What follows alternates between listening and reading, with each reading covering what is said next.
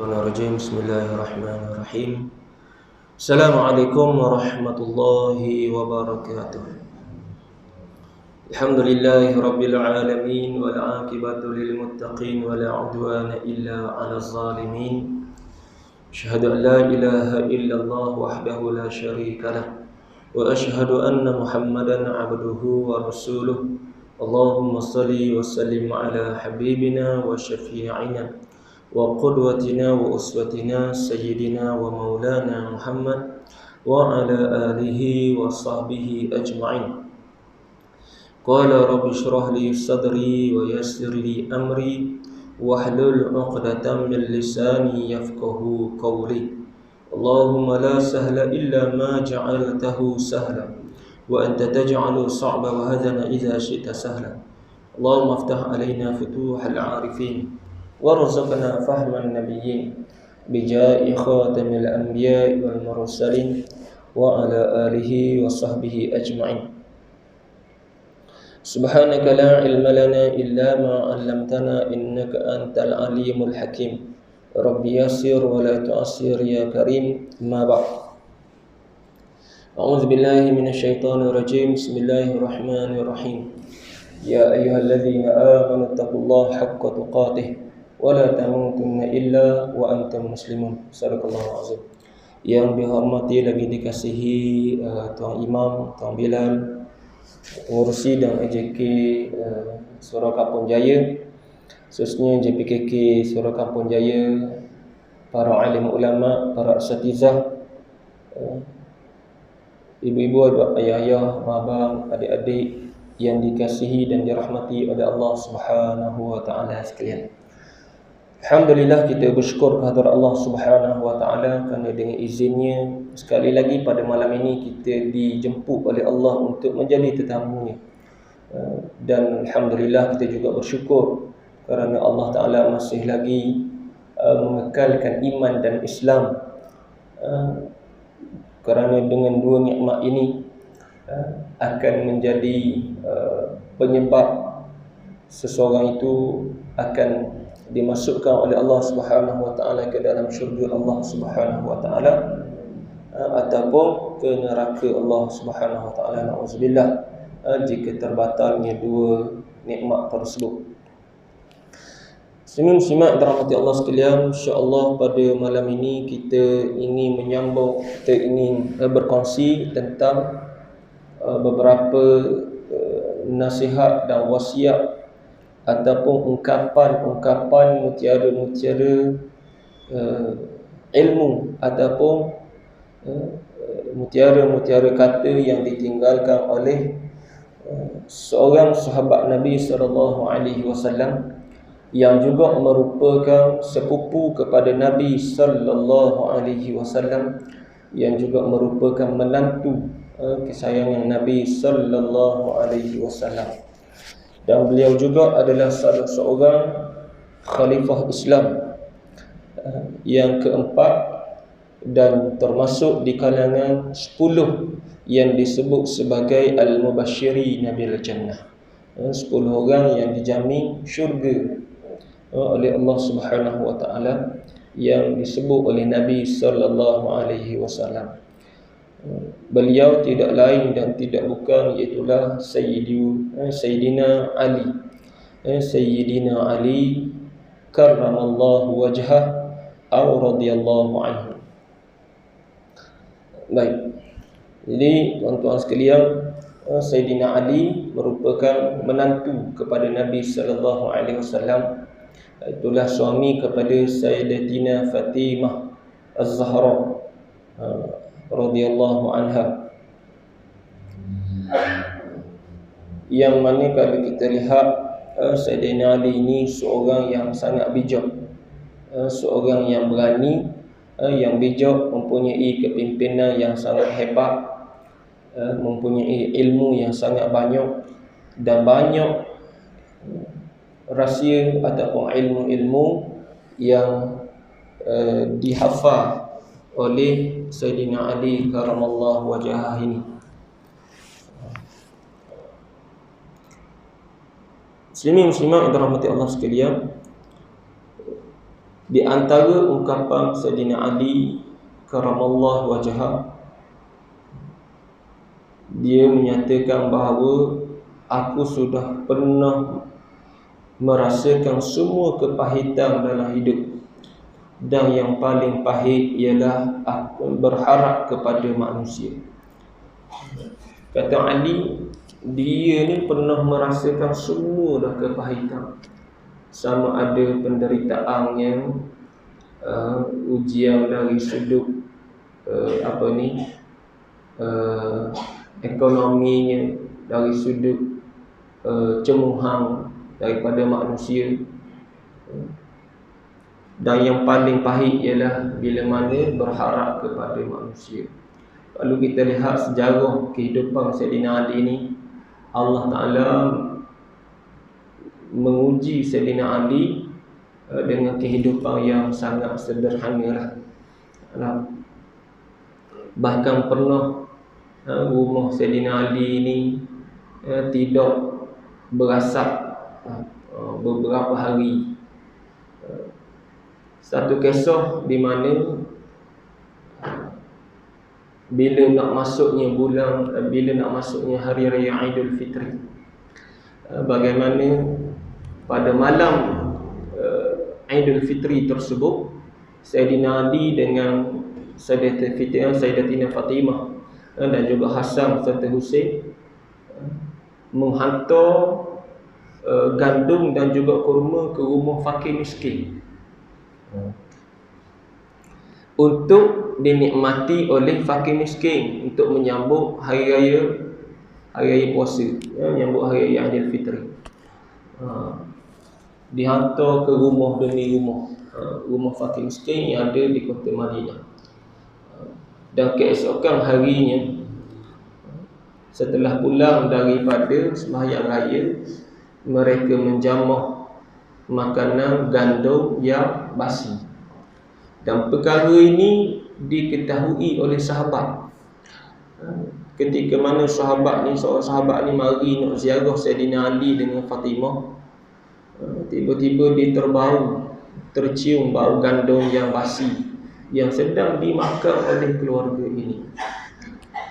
Dan keadaan itu sangat menyedihkan.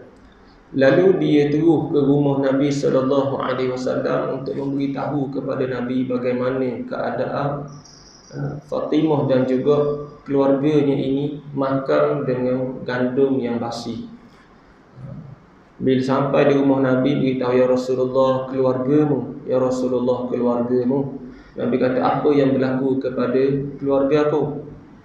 Pergilah kamu melihat Fatimah dan keluarganya. Lalu Nabi pun pergi ke rumah Fatimah, sapa di muka pintu. Nabi pun tercium dah bau gandum yang basi yang sedang dimakan oleh keluarga tersebut. Ketika itu Fatimah memandang kepada Nabi, terkejut, lalu berlari ke arah Nabi SAW. Tanya Nabi apa yang berlaku, sehingga kan ketika Nabi tengok tu, Nabi sedih. Nabi mengalirkan air matanya, dan Nabi memeluk anak dia kesayangannya dan menyatakan, syurga buatmu Fatimah, syurga buatmu wahai puteriku, syurga buatmu wahai puteriku. Inilah kita melihat bagaimana anak kepada seorang pemimpin besar ketika itu. Kalau kita hari ini presiden lah, tapi kehidupannya sangat menyedihkan. Sebab apa? Sebab mereka tidak memilih dunia. Bahkan pernah ketika mana Nabi menziarahi rumah Fatimah, bila sampai rumah Fatimah, tengok muka Fatimah ni pucat. Bila tanya pasal apa pucat, lalu Fatimah kata, wahai ayahanda ya Rasulullah, sebenarnya aku sudah tidak makan beberapa hari. Lalu Nabi berdoa kepada Allah, ya Allah, berilah kekenyangan kepada Fatimah. Dan ketika itu berlaku mukjizat, Fatimah boleh kenyang tanpa makan. Sebab tu kuasa Allah. Cuma nak royaknya bagaimana susahnya keluarga Nabi sallallahu alaihi wasallam berbanding dengan diri kita lah. Mereka hanya memakai pakaian yang setakat mana yang ada. Tidak seperti mana kita hari ini yang mewah dengan pakaian, dengan makanan dan sebagainya. Bukanlah mereka itu tidak boleh kaya tau, tapi mereka tidak memilih untuk mendapatkan dunia. Bahkan Nabi SAW, tuan-tuan sekalian, pernah memiliki sehelai jubah yang harganya 35 ekor unta. Tuan-tuan boleh bayang, sehelai jubah yang dihadiahkan kepada Nabi yang harganya 35 ekor unta. Kalaulah harga unta tu 7,000 ekor, tuan-tuan darab dengan 25 ekor, dengan 35 ekor, tuan-tuan akan dapat 245,000 harga jubah. Tuan-tuan ada jubah tu harga 45,000? Ada. Kita tak ada. Jangan kata 45,000. Beli baju pun masa minggu. Tu pun kan main. Beli pun baju kat bandar je. Takkan topok 50 riyal 3 gelar. Tu pun kan main je kita action tak. Nabi pernah ada baju seumpama itu. Tapi Nabi dok simpan baju dak. Dak macam ke kita, kalau kita dak simpan lagu apa dak. Nabi hanya pakai baju tu beberapa hari sahaja. Lalu Nabi menghadiahkannya kepada sahabatnya. Maknanya hebat lah. Dan pernah Rasulullah sallallahu alaihi wasallam dihadiahkan selembah kambing. Selembah kambing. Bukan sekandar selembah. Selembah ni 1,000 ekor lah tuan-tuan, tak main ya. Dah, puluh-puluh ekor. Dan bila orang yang hadiahkan tu balik, tiba-tiba beberapa ketika mari sahabat yang miskin mengadu kepada Nabi, ya Rasulullah, aku ni susah. Susahnya aku. Pakaian sehelai sepinggang, makanan kadang-kadang ada, banyak tak ada. Nabi kata, mai ikut aku. Ikut Nabi sampai tepat lembah kambing tu, Nabi tunjuk. Cuma tengok ni. Lalu Nabi kata, hari ni kambing, semua kambing ini menjadi milikmu. Sebab tu tuan-tuan sekalian, kalau Nabi nak pilih kaya, bila-bila masa je. Pernah malaikat nak tukar bukit Uhud jadi emas, tuan-tuan. Kalau hak kambing tadi tu, kalau jatuh kita, maaf kita beri belaka. Riak. Tak beriak. Tak ada rasa orang dalam surau ni boleh buat macam Nabi buat lah. Alayah cik maaf kurang-kurang, kalau kita minta maaf kurang-kurang, tak pilih lah, ambil lah. Tak pilih lah mana-mana. Sekor tak nak. Sekor boleh tak? Main nak beri skema bukan dia. Kau ni Nabi. Tak? Boleh beri sekor ke Pak Wang? Mana Pak Wang? Tak? Buat gebang. Nak beri skema dok lah. Main ribu-ribu ekor. Bukan nak beri dokang, nak beri skema. Tak? Tapi Nabi boleh beri skema. Tengok. Maknanya betapa Rasulullah tidak meletakkan dunia ini di hati baginda. Beza dengan kita hari ni. Kita dunia di hati, akhirat di tangan, kematian sangat jauh daripada mata kita. Pasal tu kita hari ni nak beramal pun tak berapa nak beramal. Dunia kita kejar, akhirat kita tinggal. Jadi tuan-tuan sekalian, itu Rasulullah. Sebab itulah Allah Ta'ala ni boleh buat apa sahaja yang Allah Ta'ala mahu. Idza arada syai'an an yakula lahu kun fayakun. Sebab tu, tapi Nabi tidak memilih untuk kaya macam raja-raja dan kerajaan yang lain. Begitu juga keluarga Nabi. Sayyidina Ali boleh je nak kaya. Pasal dia menantu presiden. Orang yang paling rapat kali. Tapi mereka tidak memilih untuk kaya. Baik. Sayyidina Ali kata benda, dia kata aku rasa belaka dah kepahitan dalam hidup aku ni. Tapi yang paling pahit ialah bila aku berharap dengan manusia. Pahit dan perit tuan-tuan bila kita bergantung harap dengan manusia ni. Tak kira lah apa pun. Bila kita bergantung harap dengan manusia, sampai masa kita akan kecewa.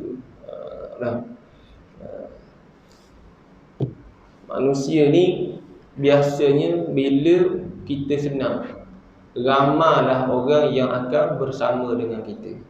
Bila kita susah, masing-masing akan mengangkat kaki dan meninggalkan kita.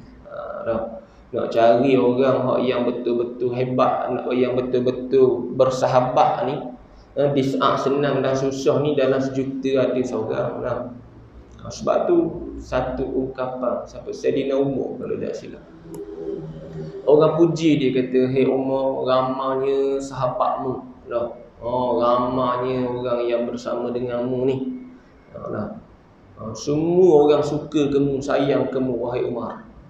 Kata Sayyidina Umar, tunggu kamu lihat bila mana aku tidak memiliki apa-apa. Masa tu, mu tengok siapa, berapa orang kaum aku yang tinggal bersama dengan aku.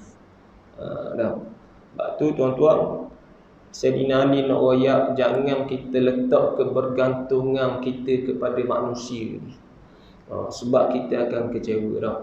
Kita nak minta tolong orang, kita nak mengharapkan penghargaan orang, kita nak harapkan belas kasihan orang, maka sampai masa kita akan kecewa dah. Tak kira lah siapa-siapa pun. Sebab itulah hidup ni kena ikhlas. Saya pesan kepada diri saya khususnya dan juga kepada tuan-tuan sekalian, ikhlaskanlah hati kita ini dalam kehidupan. Nescaya kita tidak akan kecewa dunia akhirat. Kita berkeluarga contohnya. Kita sebagai suami, kita pergi kerja cari makan, pergi kerja cari rezeki. Biarlah kerja kita itu kerana Allah, bukan semata-mata kerana isteri dan anak-anak kita. Sebab apa? Sebab kalau kita cari rezeki kerana anak dan isteri kita, sudah pasti sampai satu masa bila mana isteri kita mengecewakan kita. Anak kita derhaka pada kita, isteri kita derhaka pada kita. Ketika itu kita akan rasa sedih dan kita akan rasa kecewa. Kita akan rasa menyesal. Allah, aku penat-penat cari makan, cari rezeki, tiba-tiba gini balasannya. Kita akan kecewa, kita akan sedih, tergamuk. Tapi kalau kita buat kerana Allah, maka sudah pasti Allah Ta'ala akan membela kita. Begitu juga isteri. Jangan kita berbakti kepada suami ini kerana suami, tetapi biarlah kerana Allah. Bila mana kita buat kerja rumah, kita berbakti kepada suami kita kerana Allah, sampai masa suami kita ni buat suatu perkara yang tidak kita sukai, maka ketika itu kita tidak akan rasa sedih. Sebab apa? Sebab kita tahu kita ada Allah. Sudah pasti Allah Ta'ala akan membela kita. Begitu juga kita di tempat kerja. Di mana pun situasi yang kita berada, maka ikhlaskan diri kita kerana Allah. Kerana orang yang ikhlas tidak akan dapat dihasut dan diganggu oleh iblis dan syaitan. Dia tidak boleh hasut kita. Dia nak hasut kita, kata boh tak hargai kita, boh tak terima kasih kita, saing kita ni, khianat kita ke, semua sekali tu, dia tidak boleh. Sebab apa yang kita buat bukan kerana saing kita, bukan kerana bos kita, bukan kerana majikan kita, tapi kita buat kerana Allah. Dan pasti Allah Ta'ala akan balas apa yang kita buat. Nah, kita kerja, mungkin kita jujur, kita ikhlas, suatu masa nanti Allah Ta'ala akan angkat kita di suatu tempat yang paling tinggi. Mungkin bukan di tempat pekerjaan tu, mungkin di tempat lain.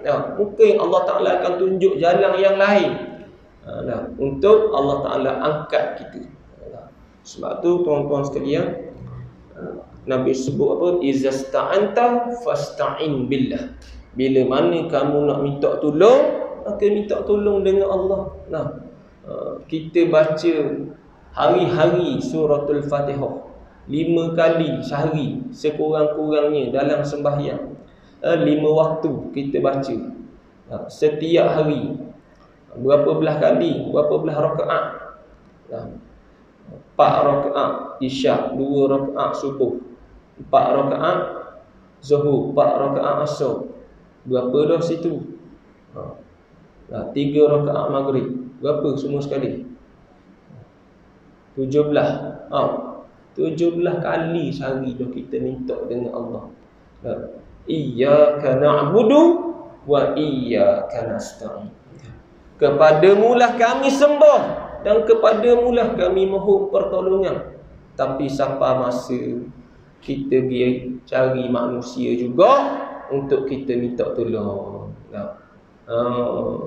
Bila manusia tak memenuhi apa yang kita inginkan, maka ketika itu kita akan rasa sedih. Kita mula mengungkit, Allah dulu aku tolong dia. Dulu masa dia susah aku bersama dengan dia. Habis pahala kita. Dan itulah yang iblis suka. Sebab tu tuan-tuan, jangan sekali-kali kita meletakkan kebergantungan kita kepada manusia. Sedangkan setiap hari kita baca iyyaka na'budu wa iyyaka nasta'in. Patut kita minta mengadu dengan Allah sepatutnya. Bukannya mengadu kepada manusia.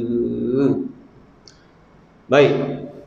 Seterusnya kata Ali, dia kata apa? Janganlah engkau mengucapkan perkataan yang engkau sendiri tidak suka mendengarnya jika orang lain mengucapkannya kepadamu. Jangan sekali-kali kita kata korang benda-benda yang orang tak suka. Sebab tu tuan-tuan sekalian, lidah ni dia main peranan dan banyak dengan asbab lidah seseorang itu dihumbang ke dalam neraka Allah Subhanahu wa taala. Sebab tu tajamnya lidah ni lebih tajam daripada mata pedang. Lidah ni lebih tajam daripada mata pedang. Sebab dia akan meninggalkan kesan yang mendalam sampai bila-bila. Kalau kita kata korang, orang akan ingat, kita umpat orang, kita keji orang, kita hina orang, kita fitnah orang, maka semua itu akan meninggalkan kesan yang mendalam. Sebab tu jaga lidah kita jangan sampai menyakiti hati orang lain. Sebab tu Nabi sebut sebaik-baik jiran ialah orang sebaik-baik kamu ialah mereka yang selamat, jiran yang selamat daripada lidah, disakiti oleh lidah kamu.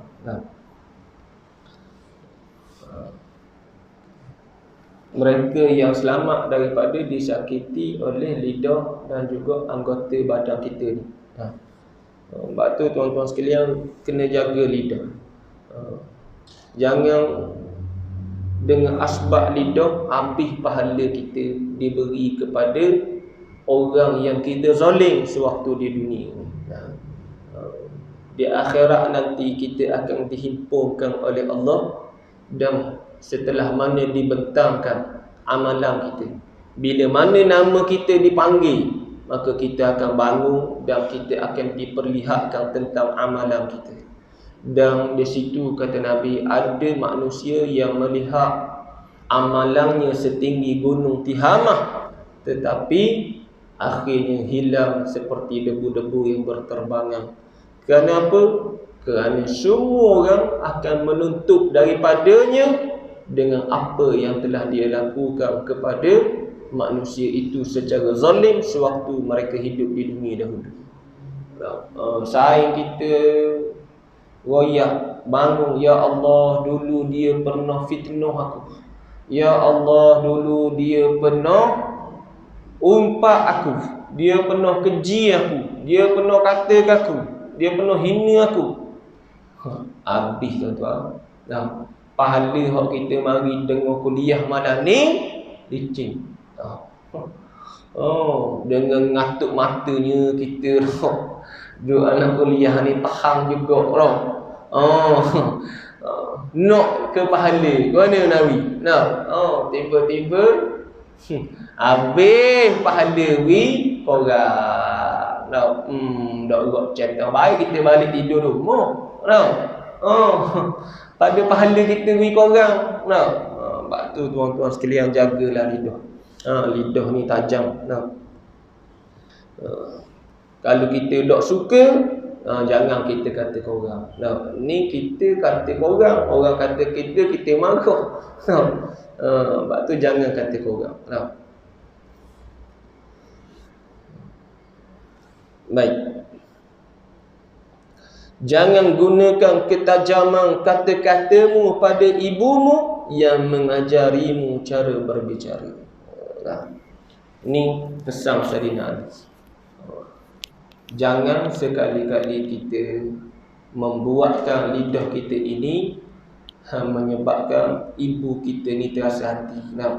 Sebab apa? Sebab setitis air mata ibu gugur, maka dengan sebab kita, maka marahlah api neraka Allah Subhanahu wa taala. Di antara Allah Taala menyegerakan balasan seseorang itu di dunia, iaitulah mereka yang derhaka kepada ibu dan ayah mereka. Allah Ta'ala dah tangguh ni. Orang yang derhaka kepada mak ayah, maka Allah Ta'ala akan segerakan sewaktu di dunia. Allah Ta'ala dah segerakan balasan tersebut. Sebab tu tuan-tuan, janganlah kita guna lidah kita untuk menyakiti hati ayah, hati ibu kita. Sedangkan pandainya kita bercakap adalah dengan asbab mak ayah kita yang ajar kita. Tiba-tiba bila kita besar, kita menekeng, kita tinggi suara, kita marah dan sebagainya. Sebab tu tuan-tuan sekalian, Nabi sebut 3 kali Nabi. Bila sahabat tanya siapa yang perlu aku hormati, Nabi kata ibumu. Siapa lagi wahai Rasulullah? Ibumu. Selepas itu ibumu. Lepas tu ayahmu. 3 kali mak, lepas tu baru ayah. Nak royaknya besarnya pengorbanan ataupun besarnya ibu bagi seorang anak. Sebab itu syurga itu di bawah telapak kaki ibu. Tapi tak bermakna neraka itu di bawah tapak kaki suami. Nak royaknya tapak kaki ibu, syurga adalah di bawah tapak kaki ibu kita. Sebab tu mulut ibu ni adalah mulut keramat, mulut yang mustajab. Sebab tu ibu-ibu jangan sekali-kali nak marah macam mana pun, ibu ataupun ayah, jangan sampai mengeluarkan perkataan kesat kepada anak-anak kita, kerana ianya diaminkan oleh malaikat Allah Subhanahu wa taala. Sebab tu tuan-tuan sekalian, kalau kita tengok ibu-ibu, ayah-ayah dulu, kalau dia nak marahkan anak-anak dia tak akan sebut perkataan yang tak boleh. Melainkan dia akan sebut bertubuhnya, bagusnya, dulu. Lening nak marahkan anak Allah macam-macam, habis binatang dalam zoo tu. Nak marahkan anak. Kalau bodoh tu pindah mulut. Sebab tu kadang-kadang Anak ni keluar perkataan tidak baik sebenarnya daripada mulut ibu, daripada mulut ayah. Anak jadi tak molek juga daripada mulut ibu dan ayah. Sebab mulut kita lah menyebabkan anak kita jadi gitu. Kadang-kadang kita kata bodoh lah mu ni, degil lah mu ni. Saya kau degil . Sebab tu tuan-tuan sekalian, cara nak lembutkan hati anak kita, banyakkan berdoa kepada Allah Subhanahu wa taala. Banyaklah Nabi ajar doa, ulama kutip daripada doa-doa Nabi. Ayat-ayat Al-Quran yang boleh kita amalkan, di antaranya surah Taha ayat yang pertama sehingga ayat yang kelima. Masa anak-anak kita tidur, ayah boleh dibaca tiup di umbung-umbung, mak boleh baca embuh dalam makanan, dalam masakan. Boleh, insya-Allah Allah Taala akan lembutkan hati anak kita. Kalau suami kita makan pun, suami kita pun akan lembut hati. Dan satu juga ayat yang boleh kita amalkan, kalau jenis anak kita ni jenis panah barang. Ada tak? Yang nurung siapa? Nurung mak. Nurung ayah. Nurung ayah jenis panah barang. Tak kira lah siapa-siapa pun. Anak kita ke, pasangan kita ke, suami kita ke panah barang, isteri kita ke panah barang, majikan kita ke panah barang. Tuan-tuan boleh amalkan ayat ni. InsyaAllah ayat ni sangat mustajab, tuan-tuan. Ayat dia iaitulah ayat yang Allah Ta'ala berfirman kepada api ketika mana api nak membakar Nabi Allah Ibrahim alaihissalam. Tuan-tuan tahu ketika mana Nabi Ibrahim nak dibakar, kayu api dihimpunkan selama sebulan. Dan ketika mana api itu dihidupkan, kepanasannya boleh mencecah, boleh dirasai sejauh 2 km perjalanan, tuan-tuan. Maknanya daripada sini sampai mana? Taman Cukar 2 km.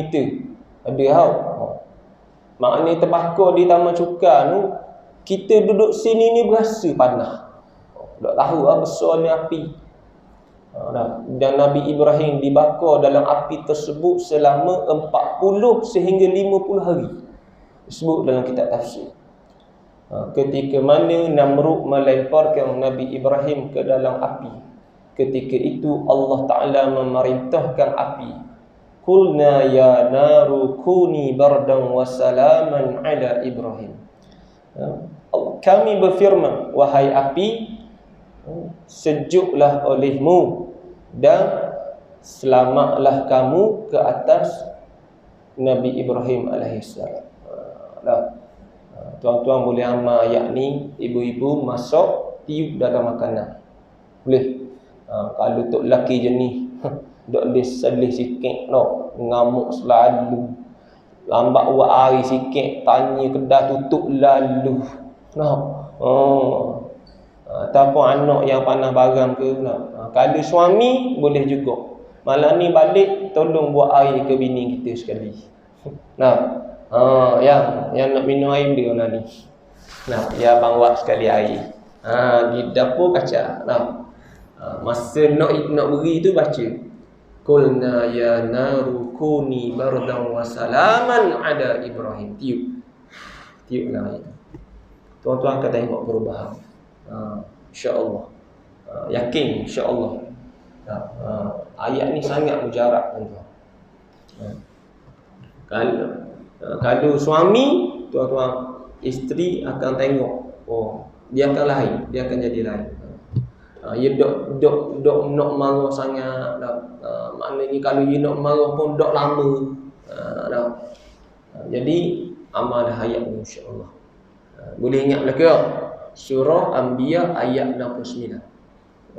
Qulna ya naru kuni bardan wa salaman ala Ibrahim. Kalau majikan, tuan-tuan beli musangking. Kalau boh kita jenis beken, nak boleh salah sikit. Ngamuk lalu . Tuan-tuan beli musangking, tuan-tuan baca di musangking tu, tuan-tuan beri ke boh. Tuan-tuan akan tengok boh tuan-tuan akan kurang sifat panas barang ni, insya-Allah. Kalau boh tuan-tuan makan musangking jangan doakan musangking ni lah. Dan banyak lagi lah ayat-ayat yang tuan-tuan boleh amalkan. Kalau nak harmoni rumah tangga kita, sebelum masuk ke rumah, baca suratul Ikhlas 3 kali, dan juga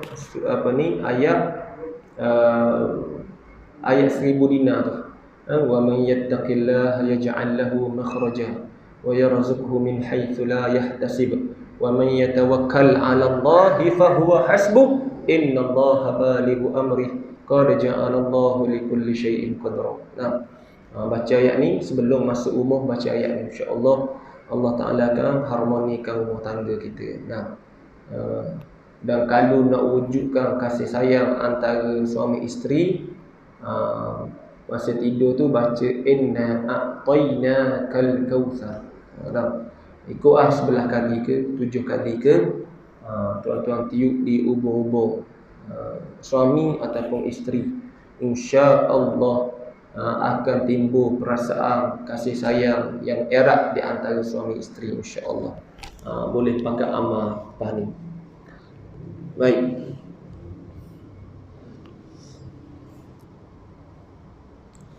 Yang seterusnya kata Ali, jangan menjelaskan tentang dirimu kepada sesiapa pun.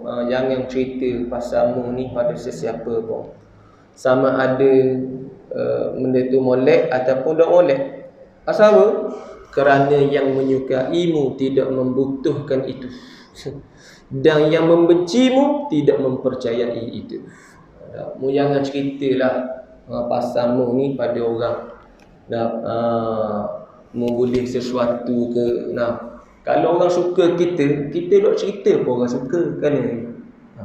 Tapi kalau orang dok suka, mau cerita gajah rimau pun, dia tetap akan membenci. Sebab memang dia dok suka, mau cerita dia tak akan percaya kalau dia membenci. Kalau orang tu dok suka kita cerita gajah rimau pun dia tak percaya. Tapi kalau orang tu suka kita dok cerita pun dia akan suka kita. Sebab tu dah ayah kita penat-penat lah untuk mengharapkan redha manusia. Mudah cerita ni. Cukuplah Allah Ta'ala redha dengan kehidupan kita dah. Ni kita bersungguh-sungguh nak cerita ke orang. Pasal diri kita ni gitu, kita ni gini. Tak payah tuan-tuan.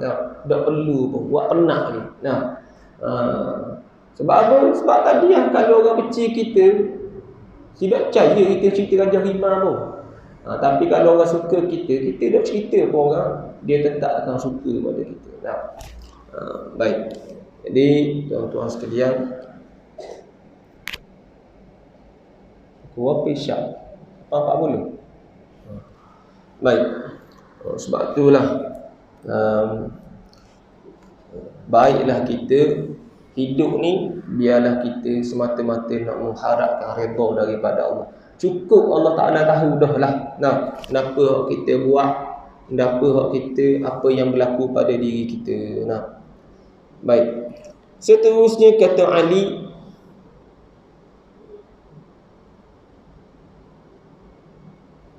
jangan membenci sesiapa pun, tidak peduli seberapa banyak kesalahan yang mereka lakukan terhadapmu.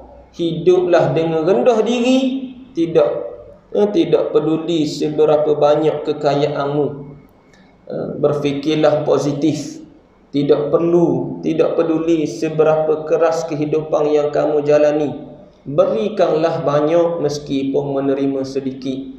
Tetaplah menjalin hubungan dengan orang-orang yang telah melupakanmu. Maafkanlah orang-orang yang melakukan salah padamu. Dan jangan berhenti mendoakan yang terbaik untuk orang yang engkau sayangi. Panjang Sayyidina Ali kata dia. Dia kata jangan membenci orang yang melakukan kesalahan, orang yang buat salah, kita jangan kita benci, kata Nabi. Ya. Maafkan mereka. Kenapa? Kerana kalau kita benci, kita dendam ke orang, hidup kita tidak akan aman, hidup kita tidak akan bahagia. Bahkan kita akan menghadapi kekusutan, tekanan, stres, pressure dan sebagainya, depression. Maknanya kita akan stres kalau kita fikir, apa orang tu buat kat aku, apa orang ni buat kat aku. Lupakanlah mereka. Lupakan orang yang buat kesilapan itu kepada kita. Maafkan mereka, dan insya-Allah Allah Ta'ala akan ganti sesuatu yang lebih baik daripada apa yang kita hilang. Apa yang kita sedih, pasti Allah Ta'ala akan ganti. Sebab tu pesan Luqmanul Hakim, ingatlah kamu dua perkara dan lupakanlah kamu dua perkara. Kenapa? Yang pertama, ingat kebaikan orang pada kita. Kita kena ingat. Yang kedua, kita kena ingat kesilapan kita pada orang, kita kena ingat.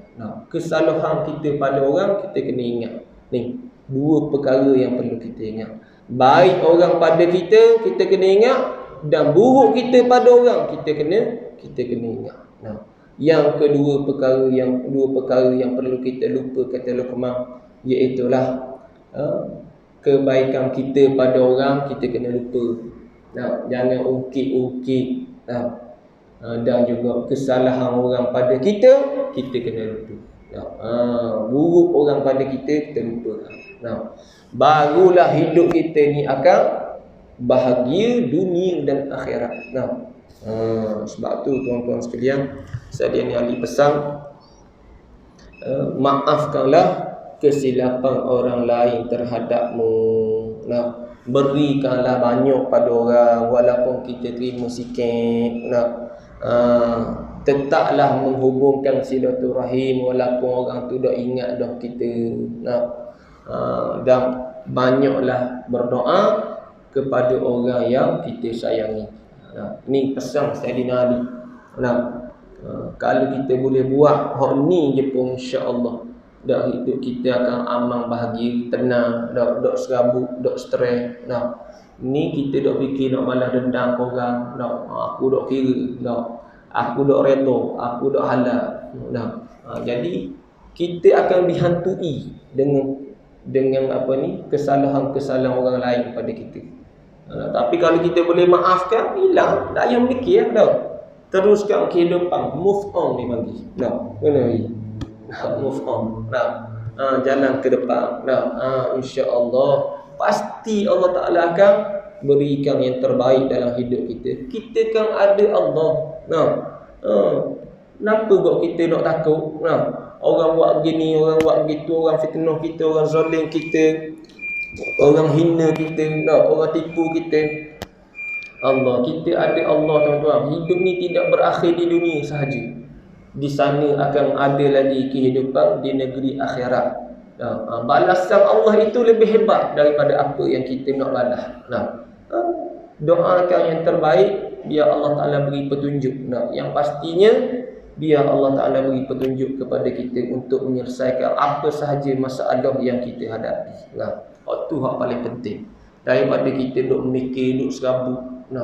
Jiran ni kata kita, jiran ni duk beri kita, orang ni duk beri kita, orang tu kata kita, orang tu macam-macam dah habis tuan-tuan.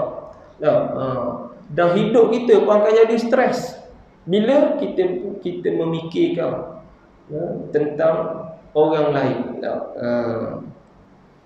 Jadi baiklah kita duk fikir tentang diri kita. Sebab tu sahabat mereka duk fikir tentang dunia ni. Mereka lebih utamakan akal pemikiran mereka ni untuk mengharapkan apa yang Allah Ta'ala sediakan di negeri akhirat esok. Sebab tu sahabat hidup mereka ni mudah, simple. Tak perlu nak kejar sangat dunia. Ambil apa yang ada, zuhud terhadap dunia. Sebab tu Nabi sebut apa? Najatu awwalu hazihil ummah bil yaqini waz zuhdi wa yahlaku akhiruha bil bukhli wal amali. Berjayanya umat-umat terdahulu kerana mereka itu yakin dengan janji Allah dan mereka zuhud terhadap dunia, dan binasanya umat-umat terkemudian kerana mereka itu bakhil dengan agama Allah dan mereka banyaknya berangan-angan.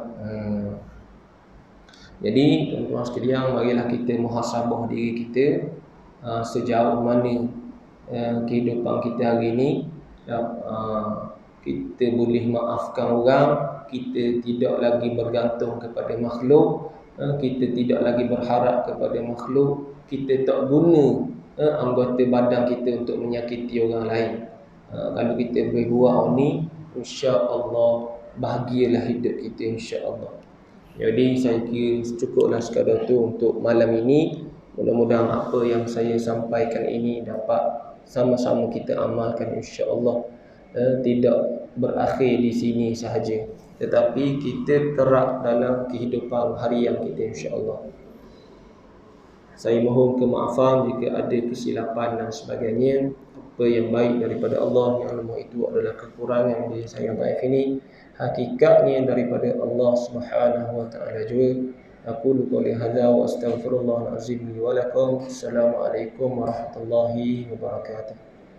Sesiapa yang berminat untuk menyertai wakaf Al-Quran, masih lagi dibuka dengan nilai yang satu Al-Quran sebanyak RM30 dan wakaf telaga sebanyak RM1000 melalui Al-Azhar, insya-Allah. Wallahu a'lam.